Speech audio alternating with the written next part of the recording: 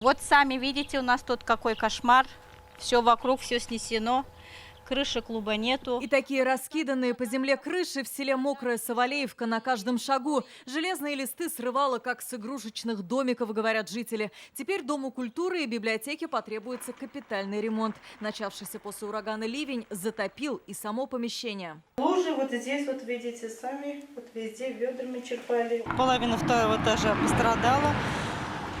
Сильно дождь шел и на компьютеры, везде лужи, ставили ведра потом и вычерпывали ведрами. Отстраивать заново жилые постройки придется и местным жителям. Константин Барабанов заводил стадо во двор, когда сильный ветер накрыл все его хозяйство. Когда стихия стихла, часть крыши, кирпичный забор, деревья – все было разбросано по земле. Благо, говорит, дом и надворные постройки застрахованы. Вот минут 10 надо было, все, снес огород, шифера, все. Это несколько листов все сняли. Галине Липатовой тоже придется латать крышу. Ураган сорвал ее в первые минуты разгула стихии. Сразу меня сняло крышу, повернула и сломала, и все. Видимость ноль. Ноль, это что? Или ураган, смерч какой-то, я не знаю. Мы напугались, думаю, всю деревню уже сносит. Крыши свои, все деревенские, этого напугались. Не знаем, что делать, как бы, не знаю.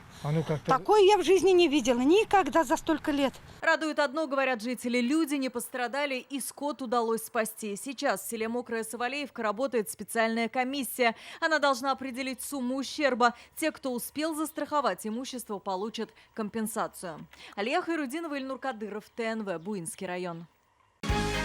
Закажи рекламу на ТНВ. Телефон в Казани 5 705 100.